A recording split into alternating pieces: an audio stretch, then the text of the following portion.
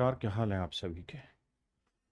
उम्मीद है आप ठीक ठाक होंगे, मस्त होंगे, बढ़िया होंगे। अमन, अरुण कुमार, संचित कुमार शर्मा, मनीष कुमार, काजल, मनीषा, निधि, शिवानी सिंह, अमन, रोहित कुशवाहा, मेरे प्यारे बच्चों आप सभी को नमस्कार, आप सभी का स्वागत है।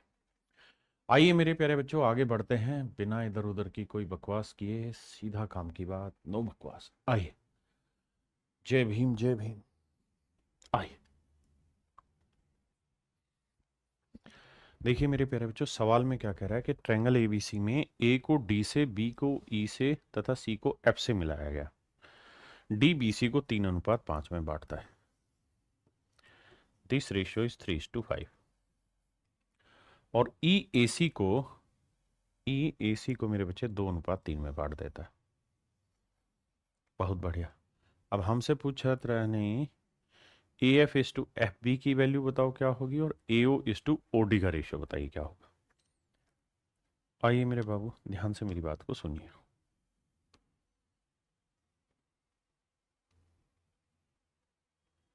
अब आप एक बात समझेंगे कि मेरे बच्चे, एक बात बताइए, अगर मैं तराजू यहां रख लूं तो ये 3 है, ये 5 है, लेंथ का रेशियो 3:5, तो वेट का रेशियो 5:3 होगा। यानी यहाँ 5 होगा, यहाँ 3। मैंने क्या किया मेरे बेटे, मैंने ये किया कि तराजू, एक तराजू यहाँ पे रख दिया, ये बीच में पॉइंटर दे दिया पकड़ने वाला, एक तराजू मैंने यहाँ रख दिया। तो अगर लेंथ का रेशियो 3:5 है तो वेट का रेशियो 5:3 होगा। ऐसे ही मेरे बच्चे मैंने एक ताखड़ी ये वाली ले ली,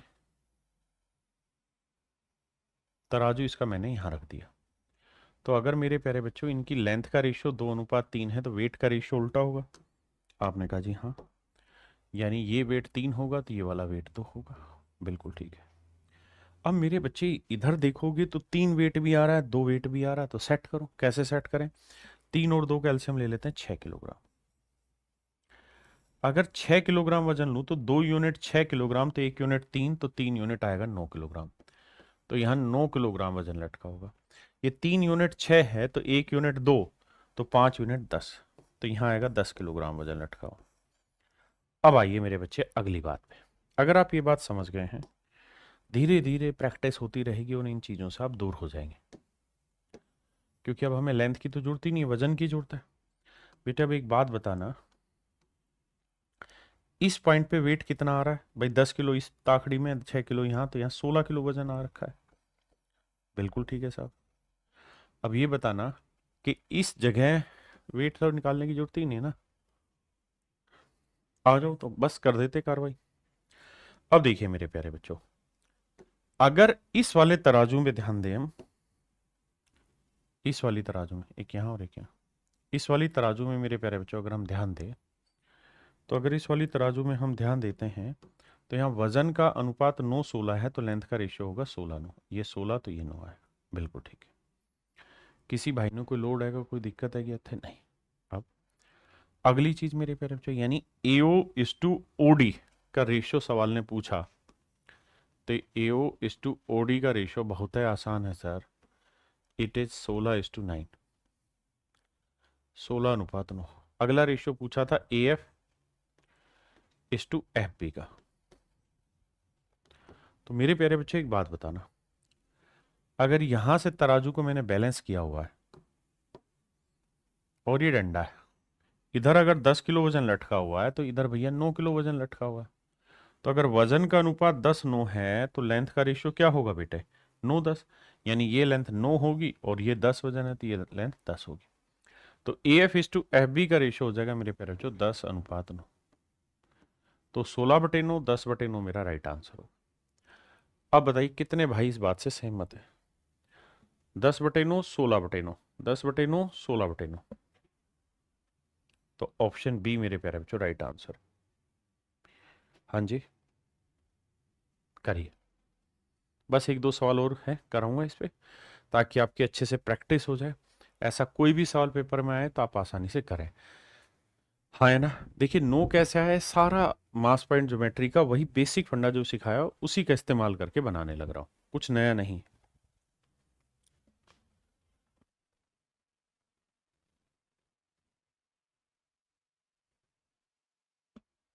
देखिए मेरे भाई, दिए गए चित्र में त्रिभुज एबीसी में ए को डी से और बी को ई से मिलाया गया, डी बी सी को 2:3 में काटता है, ओ ए डी को 3:5 में।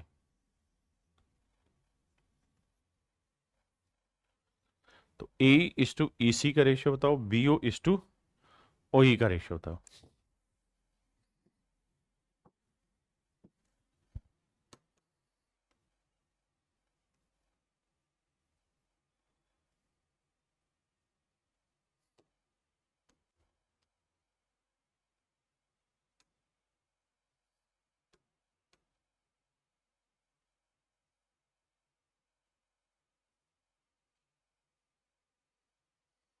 आइए मेरे प्यारे बच्चों, देखिए यार, तराजू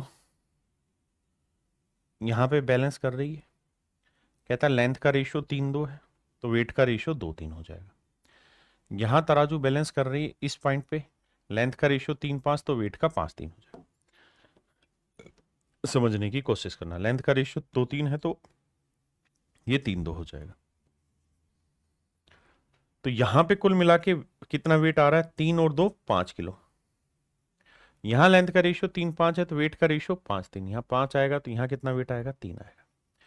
अब मेरे प्यारे बच्चों, यहां पे ऐसा वजन ले लो जो 5 को ही भाग दे दे, 3 को ही भाग दे दे, तो कुल मिला के साहब यहां वजन ले लो 15 किलो। अगर यहां वजन 15 किलो लोगे मेरे बेटे, तो 3 यूनिट 15, तो 1 यूनिट 5, तो 5 यूनिट 25, तो यहां वजन आएगा 25 किलो। देखिए छोटी छोटी बातें, बेसिक चीजें समझने की कोशिश करिए।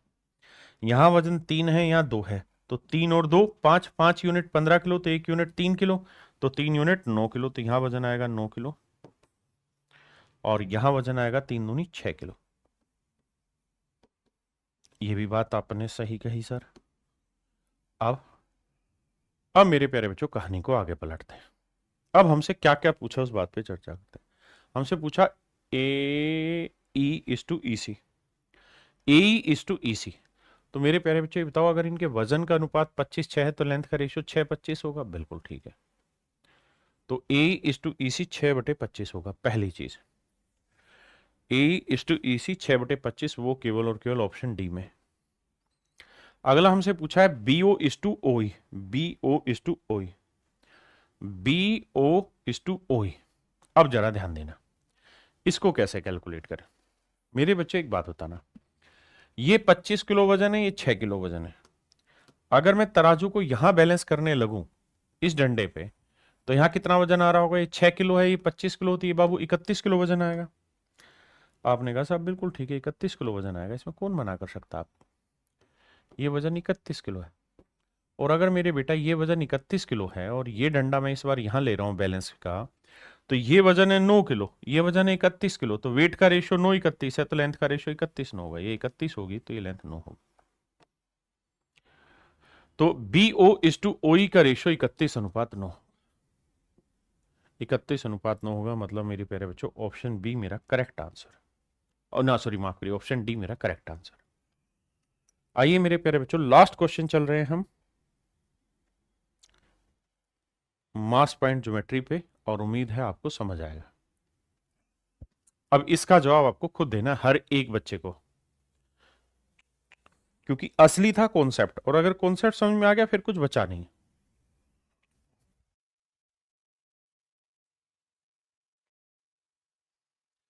देखिए मेरे प्यारे बच्चों, सवाल में कह रहा है AO is to O D 2:3,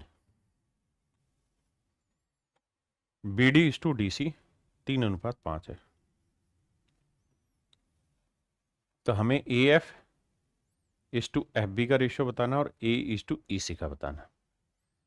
आइए मेरे प्यारे बच्चों, देखो यार, हर किसी को बेसिक कॉन्सेप्ट ही समझना चाहिए। जो तराजू का वजन इधर उधर मैं कर रहा था ना, कि भाई उंगली पे कितना वजन आएगा कहाँ, वही है मेरे प्यारे बच्चों असली बेसिक कॉन्सेप्ट। अगर आप वो समझ गए उसके बाद सवाल में मुझे नहीं लगता यार किसी भाई बहन को दिक्कत रही होगी।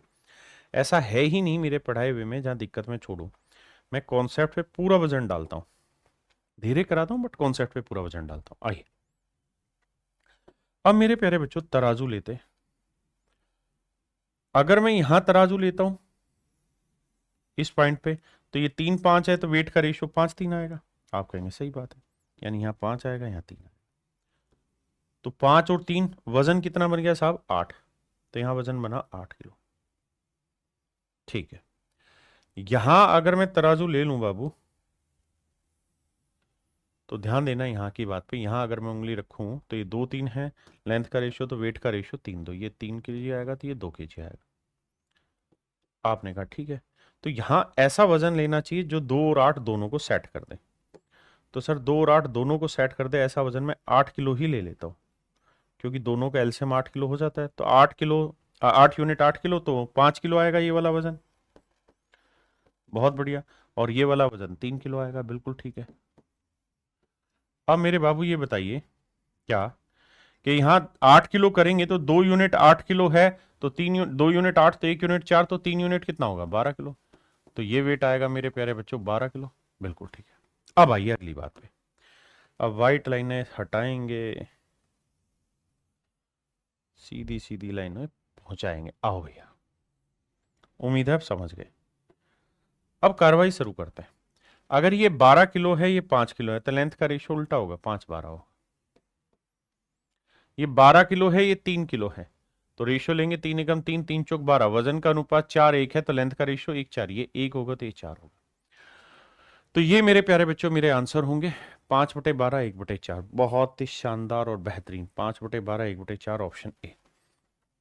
मुझे उम्मीद है मेरे प्यारे बच्चों कि आपको मास पॉइंट ज्योमेट्री थ्योरम बहुत अच्छे से क्लियर हो गई है। इसमें बढ़िया से आपको चीजें समझ में आई होंगी। मेरे प्यारे बच्चों, इससे सीडीएस में भी क्वेश्चन अटकते हैं, एसएससी में तो दवा के सवाल पूछेगा। मतलब ये एक बेहतरीन कॉन्सेप्ट है जिससे हर एग्जाम में सवाल पूछे जाते हैं, जिसको आप मिस नहीं कर सकते किसी भी हालत में। ये भी ध्यान रखिएगा, कॉन्सेप्ट पे फोकस रखिएगा, सवाल पे नहीं। सवाल बदल सकता है, कॉन्सेप्ट हर सवाल में लगेगा।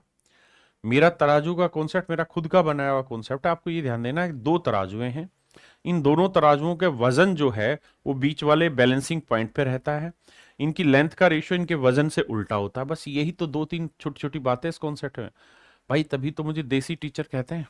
मैं टीचर इसीलिए तो हूं, मैं यूट्यूबर नहीं हूं ना। हमने तो चीज अपनी खुद की पैदा की हुई है। आइए अब मेरे प्यारे बच्चों आगे बढ़ते हैं।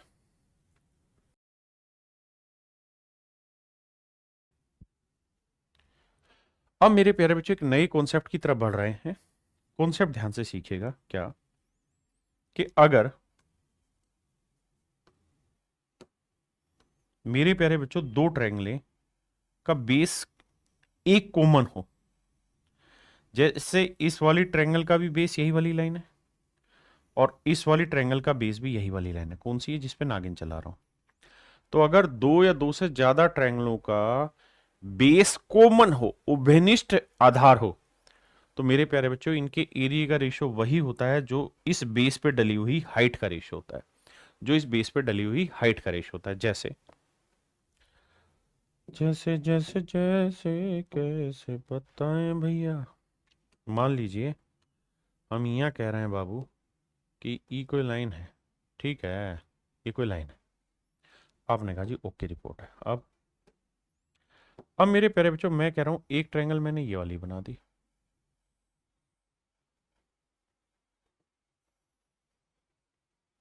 ठीक है सर। एक ट्रायंगल मैंने ये वाली बना दी,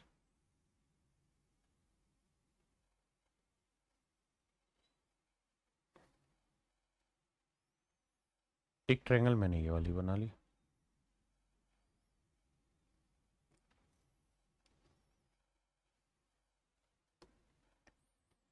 अब इनके मैं नाम रख रहा हूं।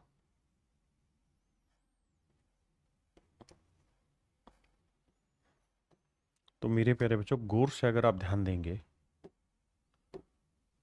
तो आपको एक चीज नोटिस करने को मिलेगी यहां पे, क्या कि ए बी जो है सभी का बेस कॉमन बना दे रहा है।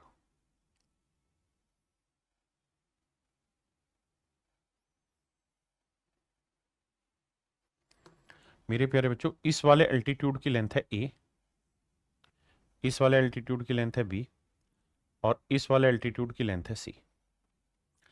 अब मैं आपसे ये जानना चाह रहा हूं कि आप मुझे बताइए area of triangle A D B is to area of triangle ACB is to area of triangle AEB। इनके एरिया का रेशियो बताइए क्या होगा, बात खत्म। हाँ जी बताइए।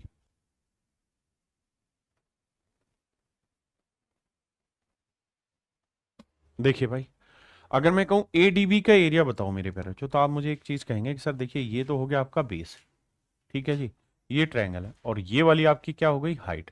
तो half into base into height हो गया एरिया। तो ये हो गया हाफ इंटू बेस हो गया AB, और हाइट हो गई मेरे प्यारे बच्चों A। ये हो गया हाफ इंटू बेस हो गया AB, और हाइट हो गई B। हाफ इंटू बेस हो गया AB, और हाइट हो गई मेरे प्यारे बच्चों C। Half AB, half AB, half AB cut गया मेरे प्यारे बच्चों, कॉमन आ गए सभी में। तो आंसर आया A:B:C। यही मेरे प्यारे बच्चों मेरा कॉन्सेप्ट है, यही मैं समझाना चाह रहा हूं कि अगर दो या दो से ज्यादा त्रिभुजें हैं, दो या दो से ज्यादा त्रिभुजें हैं, और अगर उनका जो बेस है वो कॉमन है, सारे ही ट्रायंगलों में सेम कॉमन है।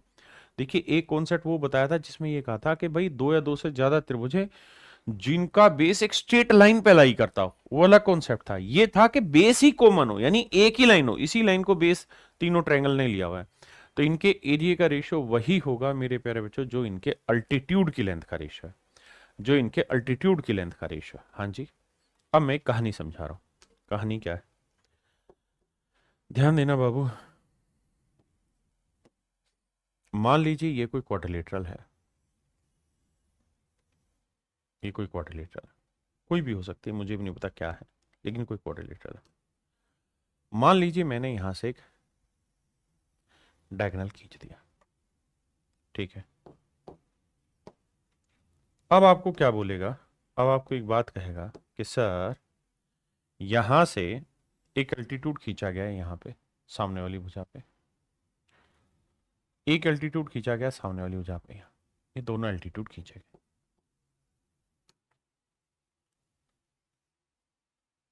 दोनों अल्टीट्यूड खींचे गए। ये क्वाड्रिलेटरल है ABC और D। इसका नाम है E, इसका नाम है F। मैं सवाल में आपको कह रहा हूं या दे रहा हूं कि भाई BE की जो लेंथ है वो 14 सेंटीमीटर है, DE की जो लेंथ है वो 6 सेंटीमीटर है, और पूरी क्वाड्रिलेटरल ABCD का जो एरिया है वो है 80 वर्ग सेंटीमीटर।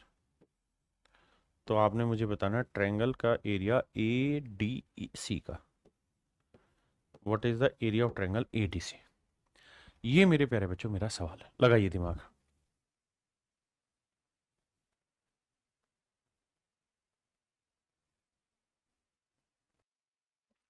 तो मेरे बाबू, मेरे नन्हे मुन्ने प्यारे बेटे, मुझे एक बात आप समझाओगे कि सर आप अपने आदमी हो इसलिए ध्यान से समझो, ये दोनों ही ट्रायंगलों का बेस है। मैं कहूंगा हाँ सर दोनों ही ट्रायंगल इसी लाइन पे बेस्ड है, यानी AC दोनों ही त्रिभुजों का ओबेनिस्ट आधार है। तो सर एक ट्रायंगल ये वाली बनी, नागिन पे बनी हुई, बिल्कुल ठीक है। और सर एक ट्रायंगल ये वाली बनी, ये भी इसी नागिन पे बनी है।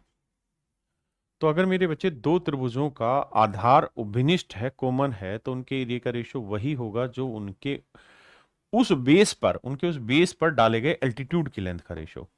और अगर आप मेरी थोड़ी सी इज्जत करें तो आप समझते हैं कि भैया BE है 14 और DE है 6, तो ये 14 6 है, तो इनका रेशियो ले लोगे 2 तिया 6 2 7 14। इसका मतलब सर इन दोनों ही ट्रायंगलों के एरिया का रेशियो भी 7 3 ही होगा। मतलब बाबू, मतलब सर ये है कि इस वाली ट्रायंगल का एरिया और इस वाली ट्रायंगल का एरिया जो होगा ना वो 7 3 ही होना है, सोचना ही नहीं है सर आपने कुछ। यानी सर ये एरिया 7 यूनिट होगा ना तो ये वाला एरिया 3 यूनिट होगा। टोटल एरिया 7 और 3 10, 10 यूनिट 80 को रिप्रेजेंट कर रहा है, तो 1 यूनिट की वैल्यू 8। हमसे पूछ रहा है ए डी सी का एरिया, तो 3 यूनिट 3 8 है 24, तो एरिया आएगा सर 24 वर्ग सेंटीमीटर। क्या आप मेरी इस बात से वाकिफ है, समझते हैं मेरी बात को? हाँ है ना? ज्योमेट्री से पहले हमेशा ही ट्रिग्नोमेट्री पढ़ना चाहिए। क्लियर है भाई? अब आते हैं आगे। अब इसी पे बेस्ड कुछ क्वेश्चन लेने की कोशिश कर रहा हूं, करिए बाबू ट्राई। देखिए यार, ये लेंथ है 6 सेंटीमीटर, ये लेंथ है 9 centimetre. Lengths are very clearly, ये लेंथ है 6 सेंटीमीटर और ये वाली लेंथ है 9 सेंटीमीटर। मेरे बच्चे ध्यान से देखने वाली बात यहाँ पे ये है कि इन दोनों ही त्रिभुजों में यही बेस है, ये दोनों में कॉमन है, बिल्कुल कॉमन है। तो मेरे प्यारे बच्चों एक बात बताना, अगर ये दोनों में कॉमन है बेस, तो इनकी लेंथ का रेशियो 3 दूनी 6 3 3 9 2 अनुपात 3 है। बिल्कुल है साहब। तो बेटा इन दोनों ट्रायंगल के एरिया का रेशियो भी क्या होगा? 2 अनुपात 3 होगा। यानी ए बी सी का 2 होगा तो बी सी डी का 3 होगा। Option B is your right answer मेरे बच्चे। हाँ जी, मैंने गलत लिख दिया था कि डी उसमें 6। डी, अच्छा वो नाम गलत लिख दिए थे क्या? ओहो हो डी। ये भैया ई यहाँ लगा लेना, माफी चाहता हूँ। ई यहाँ लगा देना, ए भैया नहीं, ठीक तो लिखा था। अच्छा मैंने उल्ट नहीं, डी, ओहो मैं सटिया गया हूँ, ये डी एफ था बाबू, डी एफ था, माफी चाहता हूँ, माफी चाहता हूँ भाई, ये गलत हो गया। आगे आंसर, नेक्स्ट पे आइए।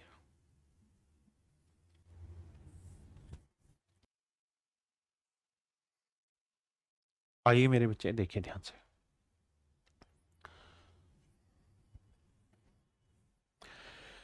मेरे प्यारे बच्चों आइए इसे थोड़ा सा सिस्टम में लेके समझाने की कोशिश करते हैं। आइए,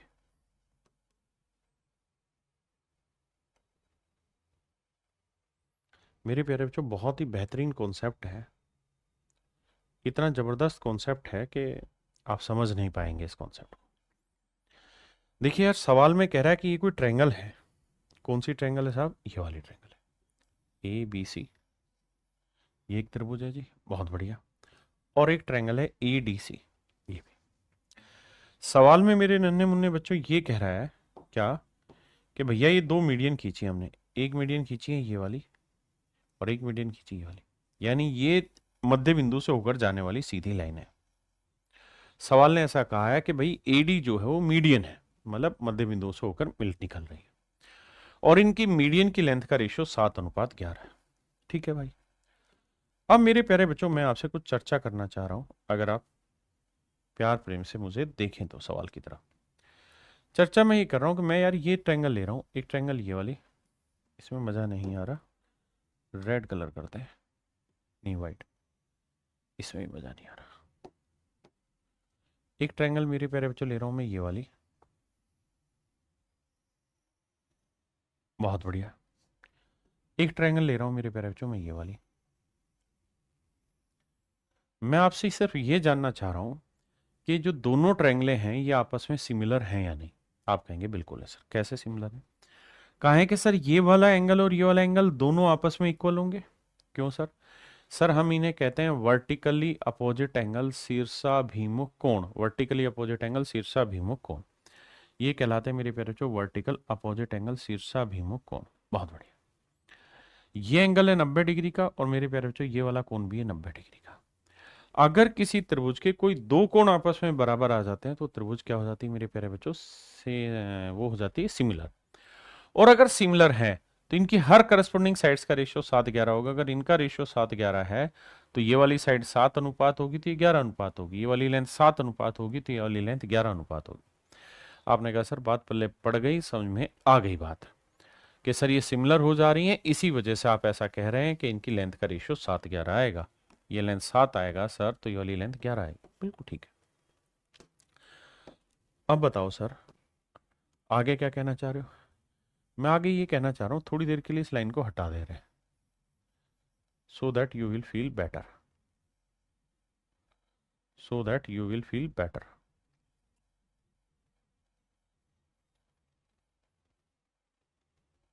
so that you will feel better.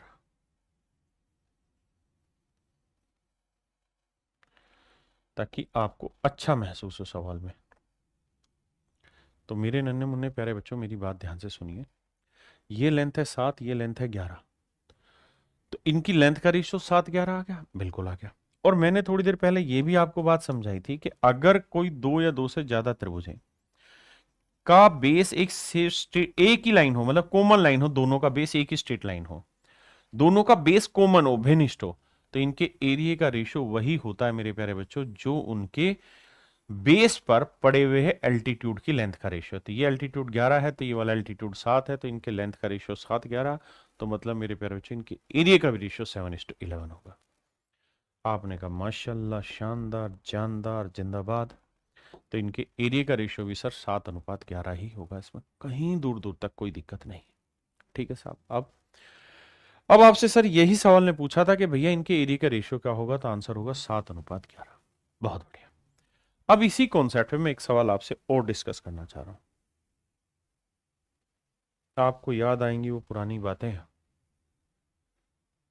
कौन सी बातें? जब मैंने एक सवाल में आपसे कहा क्या कि बेटे यहां से मैं एक मीडियन खींच रहा हूं,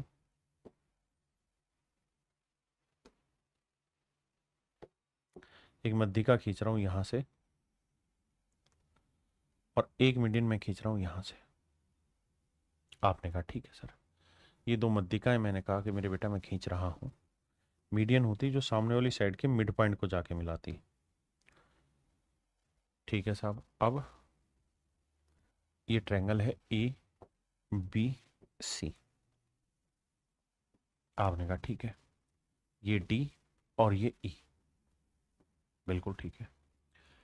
अब मेरे प्यारे बच्चों, आपको याद होगा मैंने आपको ये सिखा दिया था कि इस ट्रायंगल के एरिया 3 होगा तो इस वाली ट्रायंगल के एरिया 1 होगा।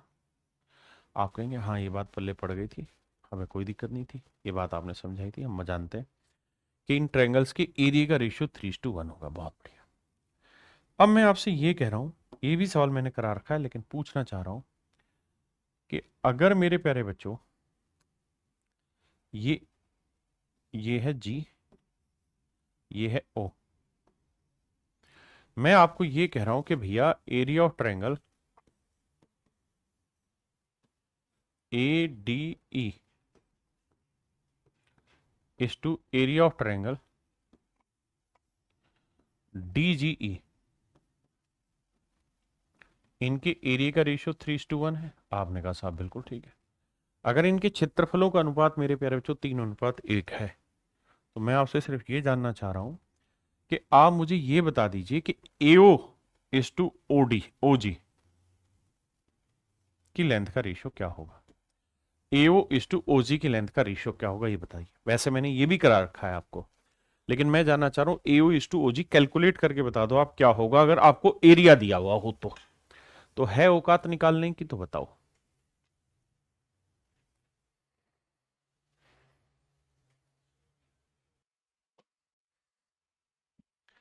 देखिए बाबू, ध्यान से आइए। तुम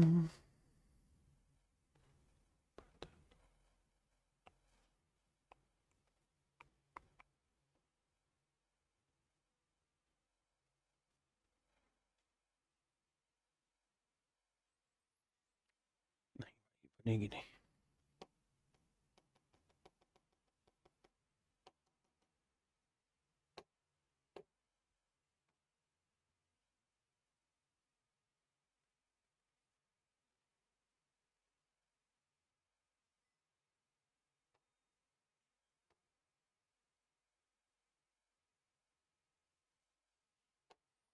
देखिए मेरे दोस्त, कहानी को समझाता हूं। मैं इस फिगर को दोबारा से बना रहा हूं ऊपर वाली को, और थोड़ा टेढ़ा करके बना रहा हूं ताकि आप समझ पाए।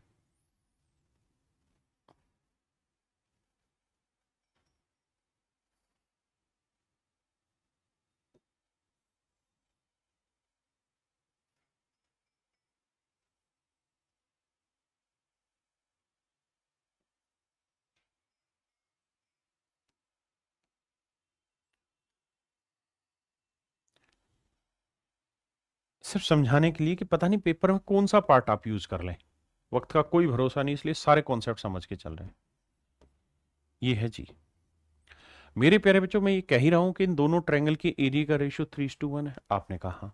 अगर मेरे बच्चे इन दोनों ही ट्रायंगल के एरिया का रेशियो 3:1 है, तो यहां से सामने वाली लाइन पे जो अल्टीट्यूड हम ड्रॉ करेंगे, यानी यहां से सामने वाली लाइन पे ये अल्टीट्यूड, और यहां से सामने वाली लाइन पे ये वाला अल्टीट्यूड, अगर ये अल्टीट्यूड हम ड्रॉ करेंगे मेरे प्यारे बच्चों, तो ये जो अल्टीट्यूड ड्रॉ होंगे, ये तय है कि जो दोनों एल्टीट्यूड हम ड्रॉ करेंगे मेरे नन्हे मुन्ने प्यारे बच्चों, इनकी भी लेंथ का रेशियो 3:1 होगा, क्योंकि जो इनके एरिया का रेशियो होगा वही इनके एल्टीट्यूड की लेंथ का रेशियो होगा। आपने कहा बिल्कुल ठीक है। अब मेरे प्यारे बच्चों, मैं क्या कर रहा हूं, मैं इनको आपस में मिला दे रहा हूं, इनको इनको आपस में मिला दे रहा हूं, और ये पॉइंट है ओ, और मुझसे रेशियो AO:OG का ही पूछा हुआ है, AO:OG का ही पूछा हुआ है। तो बस इस बात को आप ध्यान से देखिएगा, यहां वाली कहानी कोई क्या कि मेरे प्यारे बच्चों यहां दो सिमिलर ट्रायंगल बनेंगी। कौन कौन सी? एक तो ये वाली, ये त्रिभुज, और एक ये वाली ट्रायंगल, दोनों आपस में सिमिलर हो जाएंगी। क्यों? क्योंकि ये वाला एंगल और ये वाला एंगल इक्वल होगा, वर्टिकल अपोजिट एंगल कहलाएगा। ये वाला कोण और ये वाला कोण मेरे प्यारे बच्चों वर्टिकल अपोजिट एंगल कहलाएगा, शीर्षाभिमुख कोण कहलाएगा। ये 90 का, ये 90 का, तो दो कोण बराबर हो गए, दोनों त्रिभुज समरूप होगी, और अगर समरूप होगी तो इनकी साइडों की लेंथ का रेशियो 3:1 है, तो इन साइडों की लेंथ का रेशियो भी 3:1 ही होगा। ये मैं आपको कहना चाह रहा हूं। तो मेरे प्यारे बच्चों AO:OG की लेंथ का रेशियो भी 3:1 होगा। तो हम कई मायनों में ये भी कह सकते हैं कि अगर मेरे प्यारे बच्चों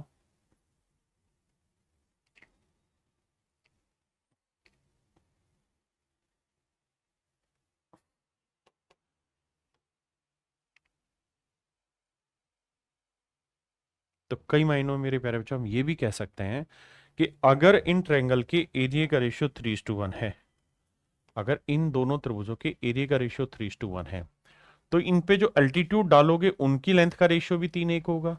इनमें जो मीडियन खींचोगे ना उनकी लेंथ का भी रेशियो 3:1 ही हो जाएगा, उनकी मीडियन की लेंथ का रेशियो भी 3:1 हो जाएगा। हाँ है ना? तो ये मेरे प्यारे बच्चों एक कॉन्सेप्ट है जो मुझे लगता है आपको ध्यान रखना चाहिए। ये सवाल मैं करा ही चुका हूं।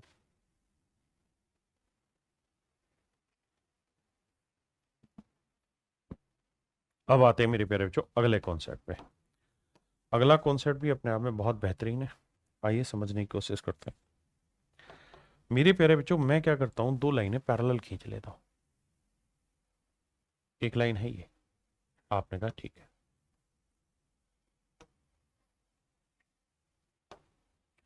दूसरी लाइन मेरे प्यारे बच्चों एक मैंने ये खींच ली। ये दोनों लाइनें पैरेलल है, ठीक है जी। पैरेलल लाइनें क्या होती हैं? ऐसी दो लाइनें जिनमें कुछ भी मतलब उनके हर एक बिंदु पे जो डिस्टेंस है वो इक्वल आए, और मेरे प्यारे बच्चों कहीं पर भी जाके वो आपस में ना मिले, ये होती पैरेलल लाइन।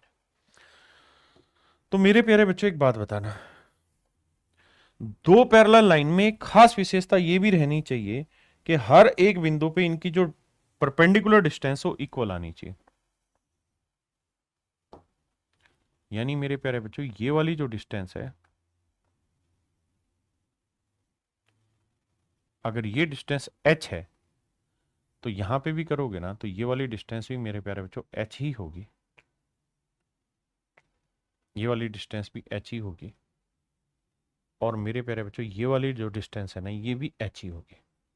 मैं कहने का मतलब मेरा ये है कि दो पैरेलल लाइन के बीच की परपेंडिकुलर डिस्टेंस हमेशा ही हर जगह सेम रहती है, जिसे हम हाइट कहते हैं, हर जगह सेम रहती है। और अगर ऐसा है मेरे बच्चे, तो मैं आपके सामने एक ट्रायंगल बना रहा हूं यहां,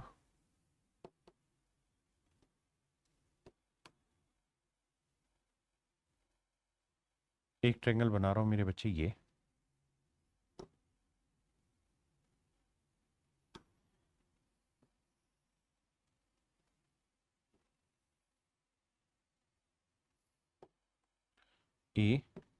ABC, एक ट्रायंगल बना रहा हूं मेरे प्यारे बच्चों में ABC।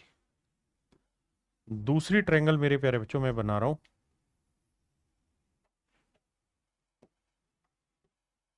ये D। तो मैं आपसे जानना चाह रहा हूं कि एरिया ऑफ ट्रायंगल ABC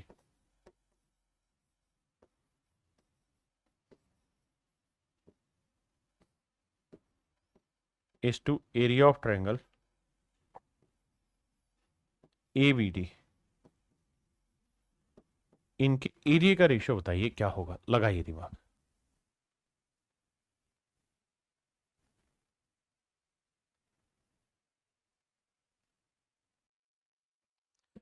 तो आप एक बात कहेंगे कि सर आपने एक वक्त पे समझाया था हमें ये बात कि दो पैरेलल लाइन, वो वक्त कब आया था सर? वो पिछले साल आया था वक्त, है अबे अभी समझाया था डकनो कि साहब अगर दो लाइनें आपस में पैरेलल हैं तो उनके बीच की परपेंडिकुलर डिस्टेंस हर जगह सेम रहती है। तो आप यहां लो या वहां लो, हर जगह कहीं पे भी लोगे तो वो एच ही आएगी। तो मेरे प्यारे बच्चों ABC, इस वाली ट्रायंगल का भी एरिया अगर हम निकालेंगे तो हाफ इंटू बेस हो गया AB और हाइट हो गई H। और ABD का भी एरिया निकालेंगे तो हाफ इंटू बेस हो गया मेरे प्यारे बच्चों AB और हाइट इसकी भी H ही ली जाएगी। भाई ये बेशक चाहे ऑब्ट्यूस एंगल ट्रायंगल हो, ये बेशक ऑब्ट्यूस एंगल ट्रायंगल हो, लेकिन हाइट तो इसकी यही मानी जाएगी। और अगर ऐसा है मेरे बाबू तो आप देखेंगे कि H से H गया, हाफ से हाफ गया, AB से AB गया, तो ये तो एरिया ही 1:1 आ गया। तो यहां से एक नया कॉन्सेप्ट आपको सीखने को मिल गया जिसे आप ध्यान रखेंगे, क्या कि अगर मेरे प्यारे बच्चों दो ट्रायंगले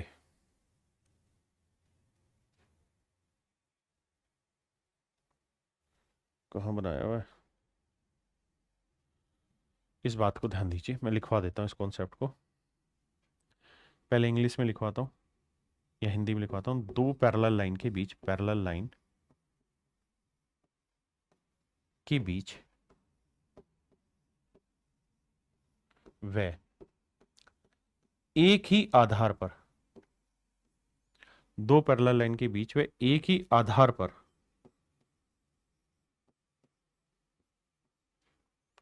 एक ही आधार को आप उभयनिष्ठ आधार भी कह सकते हैं, एक ही आधार पर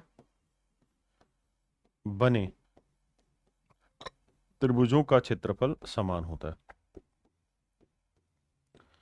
बने त्रिभुजों का क्षेत्रफल समान होता है, समान होता है। हाँ जी, इंग्लिश में लिखवाता हूं। Triangles have equal areas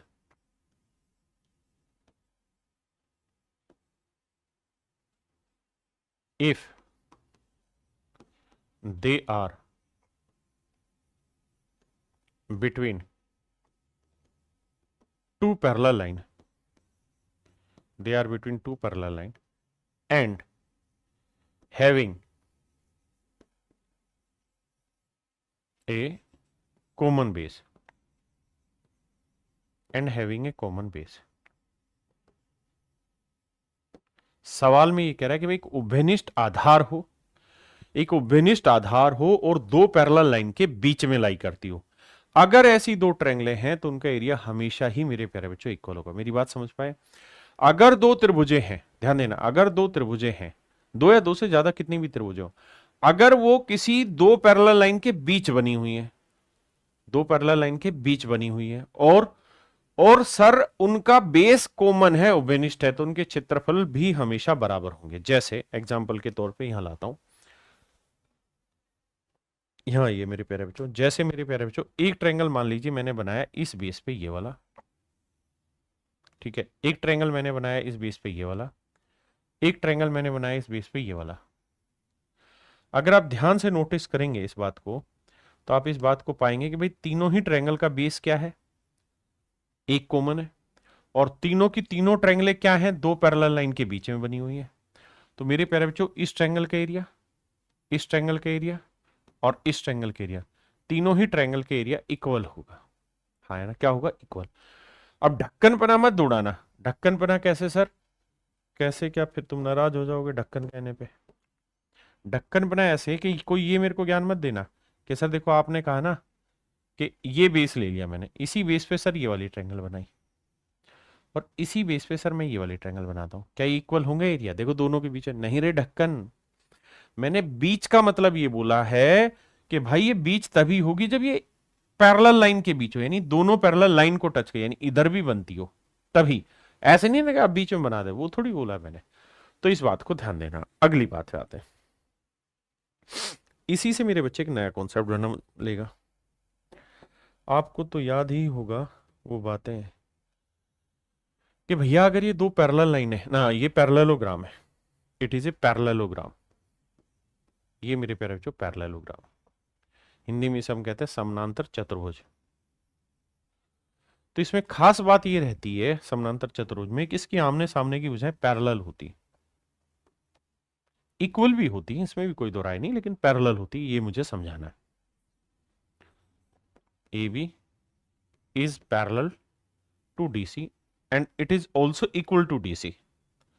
Same here is AD is parallel to BC. मेरी बात को बड़े ध्यान से सुना।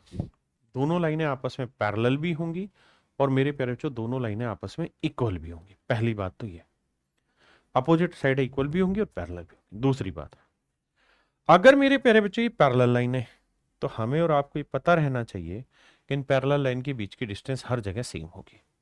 आपने कहा ठीक है सर, हमें इस बात में कोई दो राय नहीं है। अब मेरे बाबू एक बात आप ये भी जानेंगे कि अगर मैं इसको इससे मिला दूं तो ये ट्रायंगल को दो इक्वल एरिया में बांट देगी। दो इक्वल एरिया में बांट देगी। आप कैसे बांट देगी? मजाक चला रहे हो? मजाक ही चला रहा हूं, देखो ध्यान से कैसे बांट देगी। बेटा एक बार इधर आ जाओ। भाई ये वाली लाइन और ये वाली लाइन, दोनों पैरेलल लाइन के बीच की दूरी तो है बाबू। आपने कहा ठीक है, इसमें कोई दो राय नहीं। और अगर दोनों पैरेलल लाइन के बीच की दूरी है तो लेट से इसकी हाइट h है तो इसकी भी हाइट h ही होगी। हाँ सर, इसमें कोई दो राय नहीं है। आप मान सकते हैं इस बात को, हम मान सकते हैं इस बात को कि इनकी हाइट सेम ही होगी। ठीक है जी। अब मेरे प्यारे बच्चों एक बात बताना, अगर मैं यहां से इसके टुकड़े टुकड़े करके कुत्तों को खिला दूं, मैं मतलब इनके टुकड़े कर दूं, ऐसे दो हिस्सों में बांट दूं, तो आप मुझे ये बताना area of triangle A B C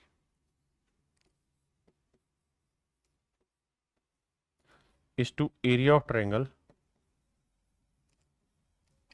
A C D.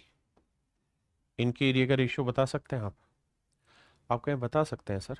और हमें ये बात भी पता है कि ए बी और डी सी बराबर होंगे। अगर ये लेंथ x लोगे तो ये लेंथ भी x लेनी होगी। और ये आपने एल्टीट्यूड खींचे हैं सर इस पे। तो सर एक मोटी मोटी बात समझिएगा कि अगर मैं इस वाली ट्रायंगल के एरिया आपसे पूछूं तो इस वाले ट्रायंगल के एरिया होगा half into base into height. A B C half into base into height. ऐसे ही मेरे प्यारे बच्चों इस वाली ट्रायंगल की अगर हम बात करें तो बेस हो गया x और हाइट हो गई h। तो इस वाली ट्रायंगल का एरिया होगा half into base into height. आप कहेंगे बिल्कुल ठीक है। तो मेरे प्यारे बच्चों आपने एक चीज नोटिस की कि ये और ये कट के 1:1 आ गया, यानी इक्वल एरिया हो गया, 1:1 में आ गया। बहुत गहरी बातें चल रही, बहुत वक्त लगेगा, धीरे धीरे समझोगे। बिल्कुल सही है सर, ये 1:1 में बांट रही है। अब आगे, अब मेरे बच्चे मैं आपको कहना ये चाह रहा हूं कि जितना एरिया इस ट्रायंगल का होगा ना उतना ही एरिया इस पूरी ट्रायंगल का होगा। यानी अगर डायगोनल खींचते हो तो दो इक्वल एरिया में बांट देती है। और अगर आपको पैरेललोग्राम का एरिया निकालना हो ना तो आप ये बताओ इस वाली ट्रायंगल का एरिया क्या होगा इस वाली का। तो आप कहेंगे कुछ नहीं sir, half into base into height. Half base हो गया x और हाइट हो गई h। तो इस वाली का भी एरिया यही आएगा, half into base into height. तो इसे डबल कर दूंगा तो पूरी पैरेललोग्राम का एरिया आया x इंटू एच। पैरेललोग्राम का एरिया आया मेरे प्यारे बच्चों x इंटू एच। मतलब ये मेरे प्यारे बच्चों कि अगर ये पैरेललोग्राम है और ये इस साइड की लेंथ a है, इस साइड की लेंथ b है, पैरेललोग्राम है, ध्यान देना। तो मेरे प्यारे बच्चों अगर आपको ये वाली लेंथ दे रखी, इन दोनों पैरेलल लाइन के बीच की परपेंडिकुलर डिस्टेंस दे रखी है और लेट से ये डिस्टेंस h है, तो पैरेललोग्राम का जो एरिया है ना बाबू वो हो जाएगा a इंटू एच। यानी ये साइड और इसके ऊपर डाला गया एल्टीट्यूड की लेंथ। और अगर मेरे प्यारे बच्चों आपको ये वाले एल्टीट्यूड की लेंथ दे रखी है, यहां से यहां तक की लेंथ दे रखी है, यानी इस वाले वर्टेक्स से सामने वाले पे हाइट अगर दे रखी है, अगर ये वाला दे रखा है तो मेरे बाबू इसकी हाइट h है, तो इस पैरेललोग्राम का एरिया हो जाएगा b इंटू एच। यानी ये बेस दे दिया और ये हाइट दे दी, ये बेस दे दिया, ये हाइट दे दी, तो ये दोनों पैरेललोग्राम के एरिया कहलाता है। दोनों ही मेरे प्यारे बच्चों पैरेललोग्राम का एरिया कहलाता है। हाँ जी, अब मैं इस सवाल पे वापसी लौटता हूं। क्या कि सर आपको ये कहानी समझ में आ गई? बिल्कुल आ गई। मैं आपको अब एक चीज कह रहा हूं कि भाई अगर मान लीजिए ये कोई पैरेललोग्राम है, ये कोई पैरेललोग्राम है, ये लेंथ है ए, ये लेंथ है ए। अगर मेरे बच्चे मैं यहां से यहां कोई पॉइंट लेना चाह रहा हूं,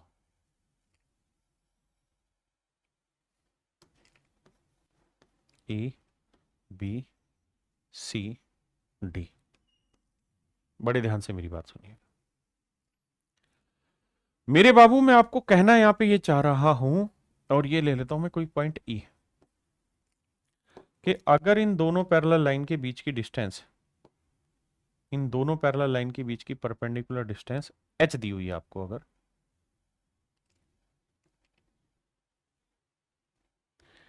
इन दोनों पैरेलल लाइन के बीच की परपेंडिकुलर डिस्टेंस h है, तो मेरे प्यारे बच्चों पैरेललोग्राम का एरिया क्या होगा? Area of quadrilateral ABCD। तो आप कहेंगे ये आपने अभी समझाया कि सर बेस ले लो a और हाइट हो गई h। लेकिन अगर मेरे प्यारे बच्चों मैं आपसे कहूं कि एरिया ऑफ ट्रायंगल AEB बताइए क्या होगी? AEB का एरिया बताइए क्या होगा? तो आप मुझे कहेंगे सर AEB का जो एरिया हो जाएगा वो हो जाएगा हाफ इंटू बेस हो गया a और हाइट हो जाएगी h। भैया बेस हो गया a, हाइट हो गई h, तो इस वाले ट्रायंगल का एरिया निकाल दिया, half into base into height a into h। बिल्कुल ठीक है। तो मेरे प्यारे बच्चों ये टोटल एरिया है और ये इसका आधा एरिया है। आपने कहा ठीक है, यानी पूरी क्वाड्रिलेटरल का जो एरिया होगा उसका आधा एरिया इस छोटे वाले ट्रायंगल का होगा। किसी भाई को यहां तक मेरे प्यारे बच्चों कोई दिक्कत है, कोई समस्या है तो मुझे खुल के बताइए, मैं आपकी समस्या का समाधान करने का प्रयास करूंगा। हाँ जी, आपने कहा ठीक है। तो मेरे बच्चे अब मैंने ये समझाया आपको कि अगर किसी पैरेललोग्राम में किसी भी बिंदु को अगर आप दो साइडों से मिलाओगे तो इस ट्रायंगल का जो एरिया बनेगा पूरी ट्रायंगल की, इस पूरी क्वाड्रिलेटरल के एरिया का आधा हो। फिर से समझाने की कोशिश करता हूं। देखिए कॉन्सेप्ट समझाने में वक्त लगता है,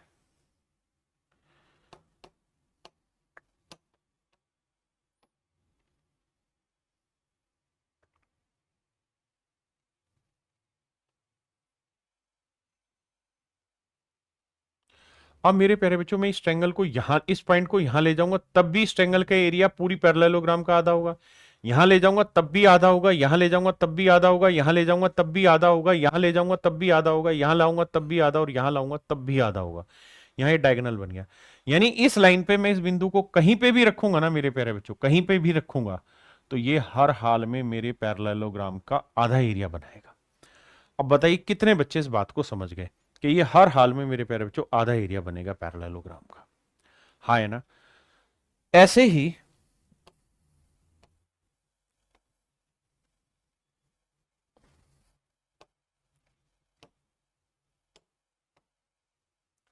मेरे प्यारे बच्चों मैं यहां कोई लाइन ले लूं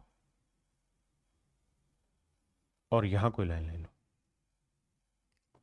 तो मैं यहां लाऊंगा तब भी ये पूरे पैरेललोग्राम का आधा एरिया बनेगा, यहां लाऊंगा तब भी आधा, यहां लाऊंगा तब भी आधा, यानी किसी भी बिंदु पे इस लाइन पे कहीं पे भी घुमाता रहूंगा ना तो ये आधा ही एरिया बनाएगा। ये कहो ना कि भाई बताओ ये एरिया कितना है, तो भी आधा है। पूरी पैरेललोग्राम का एरिया 100 है तो ये ट्रायंगल का एरिया 50 है। अब बताओ जी कितना है? अभी भी 50 ही है। अब बताओ जी अब कितना है? अभी भी 50 ही होगा। अब बताओ साहब अब कितना है? अभी भी 50 होगा। अब बताओ साहब अब कितना है? अभी भी 50 होगा। यानी ये मेरे प्यारे बच्चों बराबर एरिया बनाएगा। ये मैं आपको समझाने की कोशिश कर रहा हूं। That's my point and I hope you will understand it very much clearly. हाँ है ना? क्या मेरी बात समझ गए? ये पैरेललोग्राम में, रोम्बस में, स्क्वायर में, रेक्टेंगल में, हर एक में अप्लाई होगा। इस बात को ध्यान रखिएगा। यानी अगर मैं यहां पे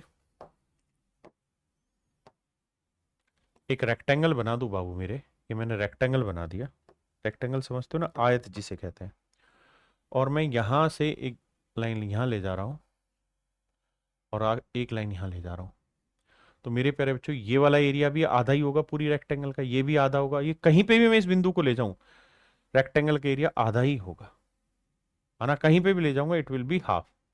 जरूरी नहीं ये ऐसे हो, ये ऐसे भी हो सकता है कि मैं यहां लाऊं, यहां लाऊं, बहुत बार कंफ्यूजन क्रिएट कराएगा। ये बिल्कुल मिड पॉइंट पे दे देगा तो बच्चे को लगेगा आधा है, अगली बार वो यहां दे देगा, बच्चे को लगेगा ये अलग हो गए तो सर जी ने पढ़ाया नहीं, यहां दे देगा वो और अलग लगेगा। भाई ये यहां दे, यहां दे, यहां दे, यहां दे, कहीं पे भी दे दे, ये एरिया पूरी रेक्टेंगल का आधा ही होगा। ये मैं आपको समझाने की कोशिश कर रहा हूं। यही सब मेरे प्यारे बच्चों आपका पैरेललोग्राम में भी चलना है, यही सब मेरे प्यारे बच्चों आपका रेक्टेंगल में चलना है, यही सब आपका स्क्वायर में भी चलना है। हाँ है ना। स्क्वायर में मीन्स में इस बार एक बहुत प्यारा सवाल दिया, सवाल ये दिया कि भैया ये कोई वर्ग है, ये कोई वर्ग दिया, ठीक है, और बहुत चालू था पेपर वाला, उसने क्या किया, यहां एक ट्रायंगल बना दी और पूछा इसका एरिया कितना होगा।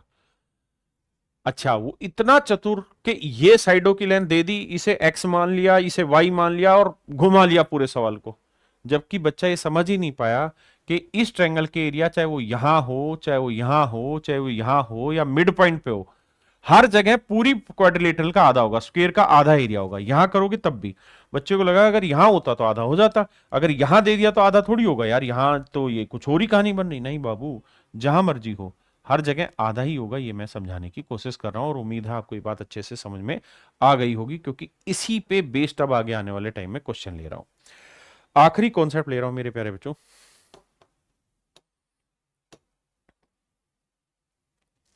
मेरे प्यारे बच्चों ये कोई पैरेलल लाइन है,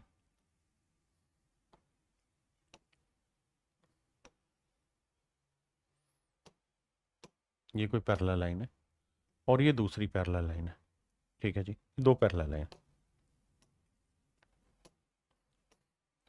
ये मेरे बच्चे दो पैरेलल लाइन है। बड़े ध्यान से मेरी बात सुनिएगा, अगर मैं इन दो पैरेलल लाइन के बीच में कोई भी क्वाड्रिलेटरल बना रहा हूं, कोई पैरेललोग्राम ही बना रहा हूं,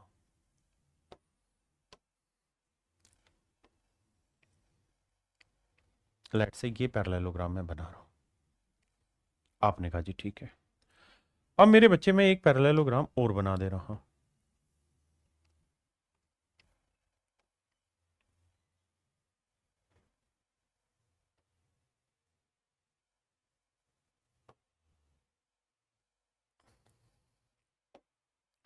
ए बी सी डी, और ये पॉइंट है A B C D E F. तो मेरे प्यारे बच्चों जितना area of parallelogram A B C D का होगा ना मेरे बाबू, उतना ही एरिया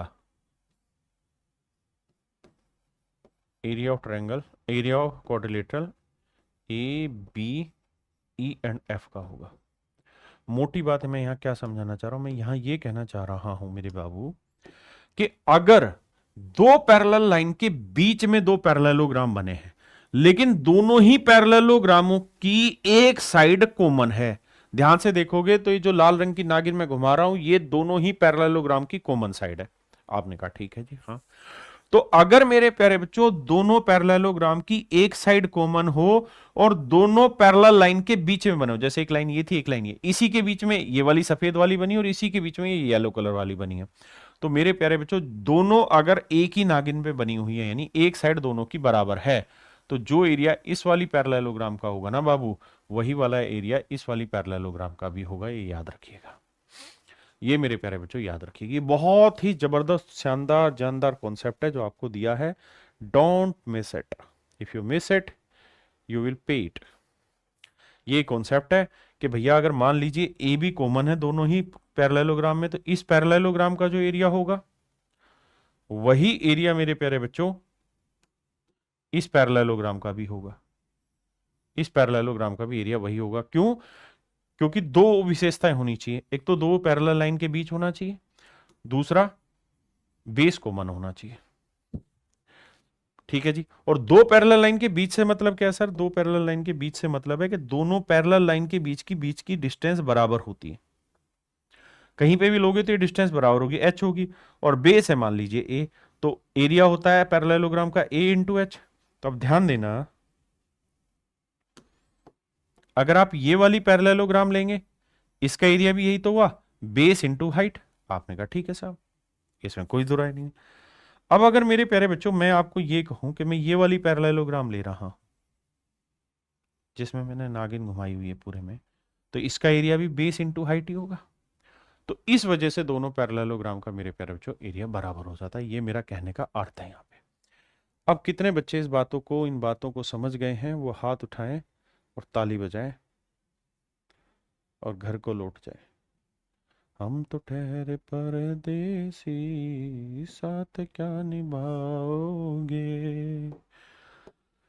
हम जो ठहरे परदेसी, साथ क्या निभाओगे? सुबह वाली गाड़ी से तुम तो लौट जाओगे। करिए मेरे बच्चे। Just focus on parallel lines concept that I delivered to you, my dear student. If you focus on your concept, then everything will be clear. Nitish Kumar ji, आकाश सरोज जी, अभिषेक कुमार, वाह, मोहित गैडलिंग, गादलिंग, ये कौन सा गोत्र हुआ भाई? मोहित बाबूराव गादलिंग। चलिए मेरे प्यारे बच्चों, इस बात को समझो, हमेशा टीचर में और यूट्यूबर में फर्क होता है। मैं टीचर हूं, मैं कॉन्सेप्ट बहुत अच्छे से डिलीवर करूंगा, आपको बहुत वक्त लेके डिलीवर करूंगा। आइए, कहता है एक त्रिभुज और एक समानांतर चतुर्भुज एक ही आधार पर और समान समांतर रेखाओं के विकर्ण है। देखिए जी, एक चतुर्भुज और एक समानांतर, एक त्रिभुज और एक समानांतर चतुर्भुज, ये होगी मेरे प्यारे बच्चों दो मतलब पैरेललोग्राम। तो ये तय है कि दोनों लाइनें आपस में पैरेलल है? बिल्कुल है साहब। दूसरी कहानी ये भी ध्यान रखिएगा कि बबू आईसी के अंदर एक ट्रायंगल बनी है, एक ही आधार और समांतर त्रिभुज और समांतर, ठीक है। कह रहा जी यहीं हमने एक ट्रायंगल बनाई हुई है, तो ये ट्रायंगल बना दी। तो बाबू ट्रायंगल यहां बनाओ, यहां बनाओ, यहां बनाओ, कहीं पर भी बनाओ, एरिया ट्रायंगल का क्या होगा मेरे भैया? आधा होगा। ठीक है जी, ट्रायंगल का एरिया क्या होगा? आधा। तो क्वाड्रिलेटरल का एरिया और ट्रायंगल का एरिया, ट्रायंगल का एक होगा तो क्वाड्रिलेटरल का एरिया दो होगा। Option B. ठीक, एरिया क्या होगा? आधा। तो क्वाड्रिलेटरल का एरिया और ट्रायंगल का एरिया, ट्रायंगल का एक होगा तो क्वाड्रिलेटरल का एरिया दो होगा। Option B. ऑप्शन बी, पहले इसने ट्रायंगल लिखा फिर पैरेललोग्राम। कहता है एबीसीडी एक चतुर्भुज है जिसमें एबीसीडी के पैरेलल ये दे रखा है। कहता है पी और क्यू बिंदु हैं, दो बिंदु हैं, तो बी क्यू सी का क्षेत्रफल 80 है। बी क्यू सी का, देखिए मेरे बच्चे, हम तो ठहरे परदेसी,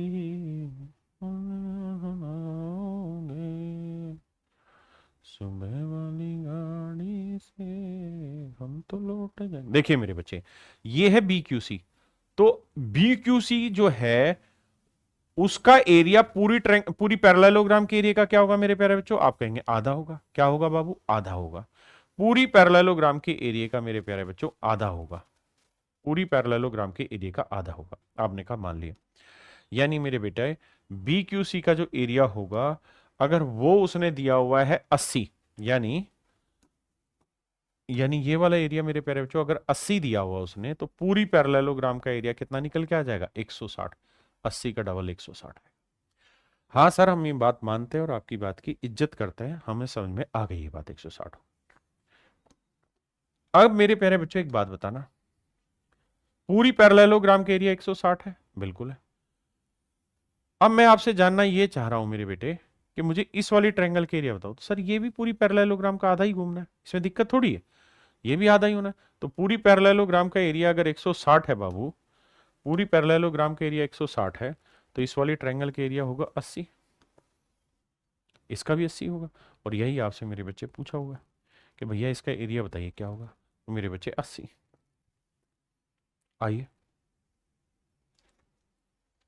नजर नजर का खेल है, नजर नजर में बात। देखिए सवाल में कह रहा है A B C D and A B E F are parallelogram, which ones are parallelogram my dear? These two are parallelogram, this one is parallelogram. नाक इन पे विशेष फोकस रखिएगा, दिस वन इज पैरेललोग्राम। और साहब और कौन सी पैरेललोग्राम है मेरे बच्चों? दूसरी भी पैरेललोग्राम ध्यान देना, जो नागिन थी उसी पे फोकस रख रहा हूं, इसी पे, ये भी पैरेललोग्राम है सर। तो मेरे प्यारे बच्चों अगर दो पैरेललोग्राम है और दोनों में एक साइड कॉमन आ गई और उसी पैरेलल लाइन पे घूम रहे हैं, तो इस बात को ध्यान रखिएगा, समझा चुके हैं बाबू, कि जितना एरिया इसका होगा उतना ही दूसरी का होगा, यानी दूसरी का एरिया भी 90 ही होगा। पहली बात, इसमें सोचना नहीं, इसमें सोचना नहीं। अगली बात कह रहा है ए बी पी का एरिया बताइए। तो मेरे प्यारे बच्चों एक बात बताइए, मैं कोई भी पैरेललोग्राम ले रहा हूं, लेट से ये ले रहा हूं समझाने के लिए, तो बेटा ये बताओ इस पैरेललोग्राम का एरिया कितना है? तो आप कहेंगे 90, पीछे भी दिखाया। अगर इसका एरिया 90 है मेरे बाबू, इसका एरिया 90 है, तो एक बात बताओ, इस पैरेललोग्राम का एरिया 90 है, तो मैं यहां से यहां वाला एरिया लूंगा तो ये पैरेललोग्राम का आधा ही तो होगा। आपने कहा हाँ सर ये आधा होगा, तो इसका मतलब ए बी पी का एरिया कितना हो जाएगा? 45। बिल्कुल ठीक है सर, ये 45 होगा। देखिए फिगर जब तक आप बार बार बना बना के तोड़ मरोड़ के पेश नहीं करेंगे, आप सीखेंगे ही नहीं कभी भी। 45। अगला है कि B E F, B E F, B E F का एरिया बताइए। तो मेरे बेटे एक बात बताइए, बी ई एफ ये वाला एरिया बताना है।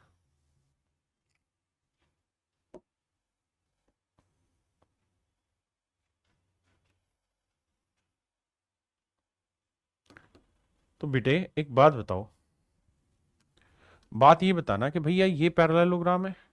हाँ जी साहब ये पैरेललोग्राम है। इस पैरेललोग्राम का एरिया कितना है साहब? 90 है।